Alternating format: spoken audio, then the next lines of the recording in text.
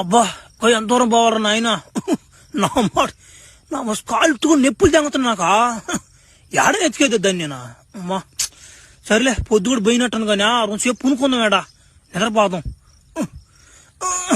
యాందబ్బా ఈడేడు పునుకోనడు అనుకుంటున్నారు కదా మీరా. అది పెద్ద కథ ముందుకు వచ్చిపోదు ఏముంది. ఇప్పుడు నేను చెప్పాలి ఫ్లాష్ బ్యాక్ మీకు. ఆ ముసలి నా కొడుకు చెప్పమంటే వాడు చెప్పకపోతున్నా కూడా ఎంతసేపు ముసలి దానికొస్తాం. అందుకే నేను చెప్తున్నా కథ.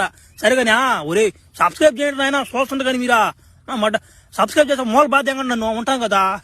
సరేలే అయిపోయి దింగి తెంగండి నా మాట షర్ట్ వేయాలన్నమాట హై పైకి. సరే కథలో పోదాం అంతే. ఏంది ఇటూరమా వాడు ఎవడో తలకాయ మండిపోతున్నాడు. వాడి మనిషి దెయ్యం అర్థం కావట్లేదు. ఈ పిల్లాడు యాడ ఎదుర్కొంటాడు వాడిని. ఈ పిల్లాడు పాప మనకేదో సాయం చేస్తుంటే ఈయన కూడా చంపేస్తున్నారు. ఏం చేస్తున్నామడా అయ్యా పట్టడా తలాకు చెయ్యా ఈ లోపల తీసుకోపోదు. ఆ పిల్లాడా బతుకున్నాడు లేదు చచ్చిపోయాడు కూడా అర్థం కావట్లేదా. అమ్మే ఏ అమ్మే నీకు చచ్చిపోయేదానికి బలి దొలకొన్నట్టు నీకా. ఈడు గాని సాయంగా చేసామనుకో ఆ డ్రాకులకు గాని తెలిసిందనుకో మనల్ని అందరూ చంపేటోడా. ఈడొక బొలిపిస్తున్నామంటే మనకి భయపడతా ఉంటాడు ఊరికే. పట్టా వాడు వస్తాడు డ్రాకులో వస్తాడు బోడి మట్ట వస్తాడు. పట్టండి సార్కైనా పాప వాడు మనకి ఎంత సాయం చేసినాడా. పట్టడు లోపలికోండి. వాడు నాయన ఈ పిల్లవాడు కోలుకుని లేక ఒక వారం 10 రోజులు వేసేట్టుందా.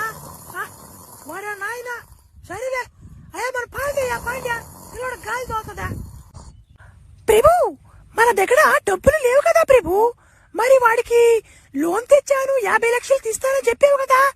ఇప్పుడు వాడు నేరుగా ఇక్కడికి వస్తాడు నీది తగలదేంగుతాడు. ఇప్పుడు ఉమి మీకు ఇంకా ప్లాన్ అర్థం కాలేదులేమి. మీరు చూస్తా ఉండండి చాలు. నేను నడిపిస్తా కదా మీకెందుకు. వాడిని ఇంకా చంపలా ఫ్లాష్ మ్యాన్ ని.